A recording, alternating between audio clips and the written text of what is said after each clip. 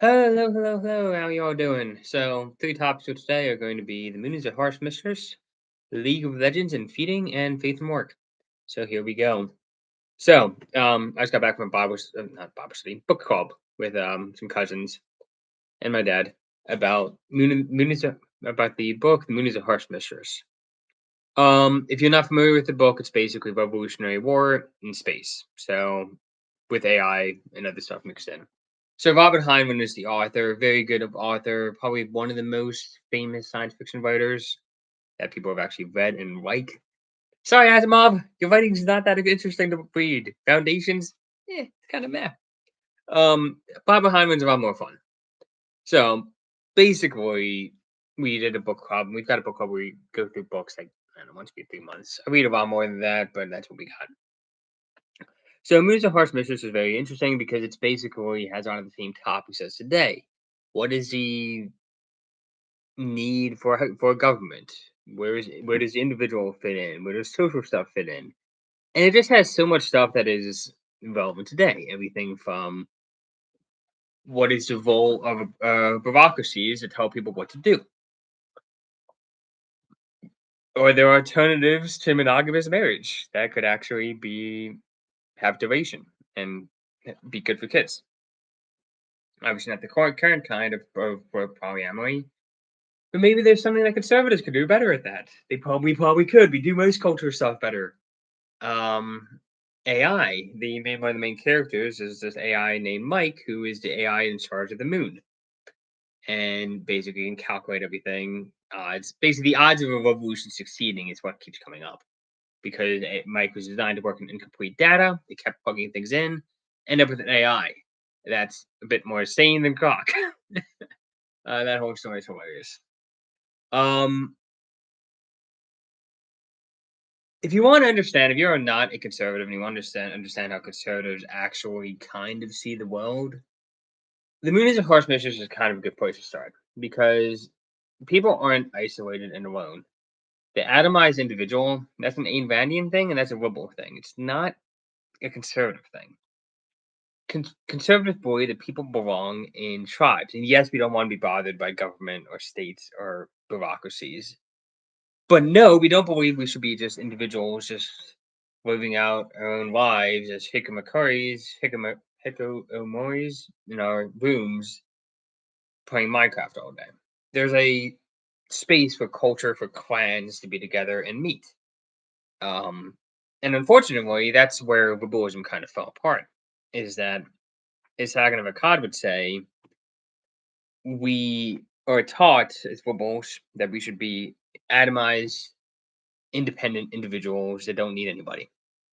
And frankly, that makes us all go insane, which is why we have such high depression, mental health illnesses, and everything going on right now. You need people. Humans are social creatures. We did not evolve to be by ourselves. If you are by yourself, you die. And typically, when you're in a situation where your body recognizes yourself as being completely by yourself, it doesn't do a good job for its health because your body thinks you're going to die because you're alone. Um, that's why it's important to have social groups, whether it be a book club or a Bible study or a soccer team or anything else. Um, there might be a mutation out there that some people really don't need anybody. I don't know if that exists because most of the people I know who claim to be completely individualistic and atomized actually have a lot of stuff going on socially. Like my best friend, she's like, "Oh, I don't need anybody." Well, she works 5 days in the office with people all the time, and she has a very active writing life online. She is me.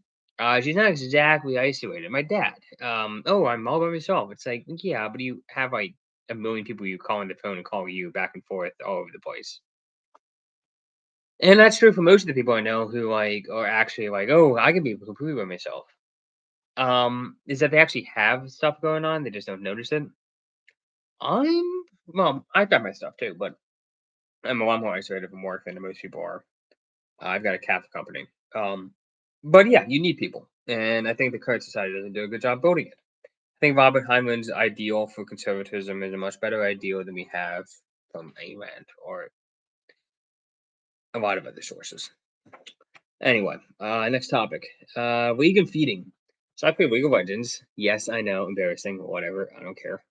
Um, Fun game. I used to play as Real and Lux a lot. As Real because I kind of relate to the character, just being kind of somebody who wanders around getting lucky. And Lux because I like the traps that she sets. So I've started playing as Talia instead, who has a much more consistent damage output than as Real. And frankly, she is a lot of fun because her moves are manipulate the field a lot more. Lux is still probably my best character, but anyway, what happens though in League, if you don't play, is that you basically have five-person teams. So five-person teams are each going towards the nexus of the opposite side. You attack, and between you and the next opposite team's nexus, they have towers. The towers are like buildings that shoot you. You knock down the towers, you knock down the batteries, you knock down the nexus, you win. They're trying to do the same thing to you. If you kill somebody, they get knocked out of the game for a certain period of time. That expands every time you die. You kill these minion like, AI creatures for money. You trade the money for better guns. That's the game summed up. But what happens is that you sometimes have people who feed. When you feed, that's when somebody gets a 0-9, 0 kills, 9 deaths in a 20-minute game, which means they're really throwing the other side a lot of resources that help them kill everybody else in the team. So if you have one person who's feeding on your team, you basically have five people in the other team who have more resources, experience than they would have otherwise, and that can be used to kill the other people in your team. So if one person gets 0 and 9, you can hold them off for a while, but everybody else starts dying a lot quicker to the other side. And y- there's a point at which, if somebody is feeding enough, you cannot win the game. It is just not possible, especially if they're in a role like mid or top where they they're not with anybody, so it's just very concentrated. So yeah, so I was thinking about that in terms of politics. So what is feeding have to do with politics? The issue is that people are pretty good at distributing resources and working together most of the time. So for the most part, most people do their jobs. They would do a great job, but they do a decent job. They do enough to make the product happen. Um, but then there's always a tiny group of people who just do such terrible job that it just drags down their entire organization. Just and oftentimes it's the people who don't actually get punished for it. So it's like people who like, oh yeah, they're doing great, but like there's a few people that destroy an institution. So I was talking with my best friend about this, and she's like, "Oh, I wouldn't ever fire somebody without giving them a 12 weeks notice." I'm saying, "Okay, 12 weeks, quarter of a year, fine. 2 months." The issue though is that one person in an organization can really cause a lot of trouble for an organization in 12 weeks. Like a lot of issues can be caused in 12 weeks. And the same thing happens in the real world, where you have 1% of people who are criminals, who are like commit crimes, rob people, steal, cheat, all that kind of thing. And they make things so much worse for everybody else. So what some countries do, like Japan, basically eliminated that 1% of people with culture and society and everything. America kind of celebrates that 1% because we are kind of troublemakers at heart. But like, I really wish there was a way we could just like minimize the feeding potential of people who like are just making everything bad for everybody. I don't know what that means. Like, do we do what the English did? We send all the prisoners to Australia or to Mars or whatever. Like, that's an option, right? That's probably what we're eventually going to get back to. Eventually, it might be 1,000 years, but it's going to happen. Or do you like, just teach them not to be, or like, what do you do with the people who feed in society? In a way, you basically eventually, if somebody does bad enough of a job, I didn't do it this time, you can report them and you say, hey, this person's intentionally feeding, griefing, destroying the game. Because if one person just does that bad of a job, the game's not fun for everybody. Well, it's kind of fun for the team that's winning. It's just a complete disaster for the team that's losing. I don't know what the solution is to the feeders of society, the people who like just bomb everything for everybody else. I don't know what the answer is for that.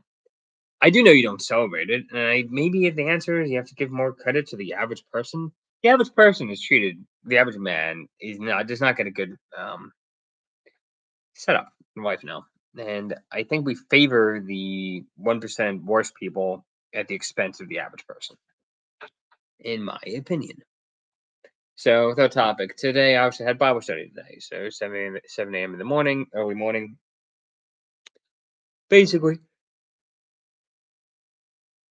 talk to you had 8 people. So the new factor we're doing through work is we have like an 8 week cycle. We're going to talk about faith and work.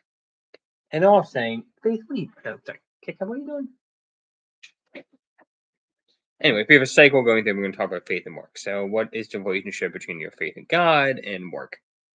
And they're all going on and on about how, like, oh yeah, you need to work hard, serve God through your work. And I'm like, is that really what God is asking us to do? Like, I know you had Genesis where like, man is working, so I guess you should work, but like, work hard? What? It sounds like in the garden, he's just kind of dicking off and then like just like naming things and stuff. Like, that seems to be what he's naming. It's like, yeah, I guess as a punishment, we got to toil in the earth after leaving the garden. But it's not said that that's supposed to be a permanent state. It's like, are we really going to believe the momentous human race to always be suffering? Is that like really? I mean, it's true, but I don't know if that means that it's meant to be or is the ideal state, right? So, like, I'm really against that whole Protestant like work ethic type thing. It's like, yeah, you got to work hard, you got to do your job, but I'd rather somebody work smart. I think that's what Americans are like actually really good at. We're really good at working smart. Like Japanese people, Korean people, Chinese people, they work so hard, but a lot of it's just meetings, and it's like not actually like producing anything. And from what I understand, most countries in the world have that kind of bullshit at work, and Americans still have it. Like, there's scrum meetings and meetings, but people fight against that stuff with a passion, and I think that makes us more efficient. That we don't put up with bullshit.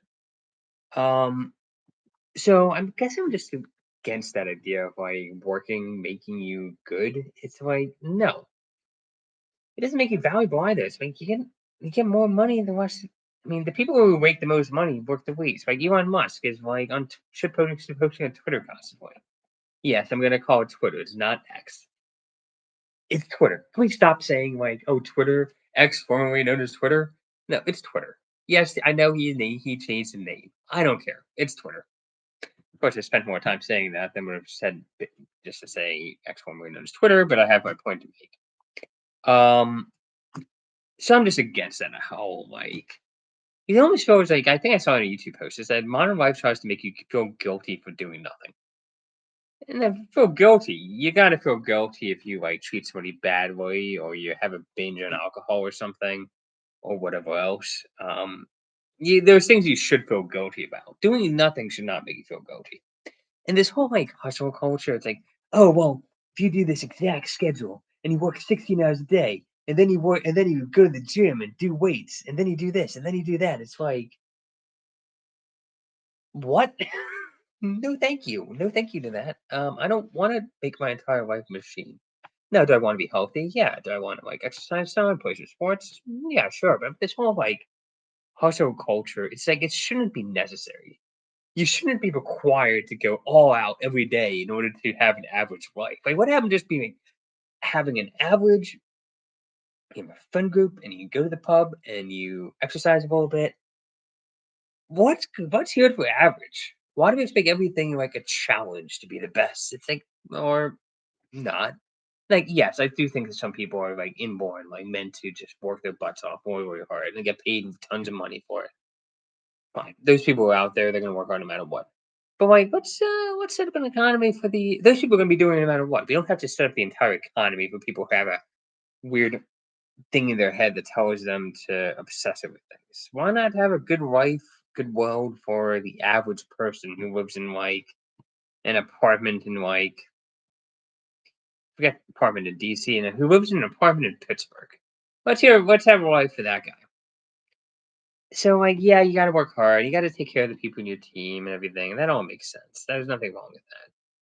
But the whole you gotta work so hard. Oh, get your Bugatti, man. It's like, okay, if everybody had a Bugatti, then nobody had a Bugatti. And that's where we're at now. It's everybody's like having this work ethic and then nobody's like happy. Like happiness is shouldn't be only a goal for life, but it is a goal. Especially when all this mindset kind of leads to a lot of over optimization where we let's hear for settling. I mean we've had the whole optimization culture for 30 years. Let's do the settling culture for a bit. Anyway, that's my view. That's my view. Maybe this is something I change my mind about a lot. Anyway, cheers.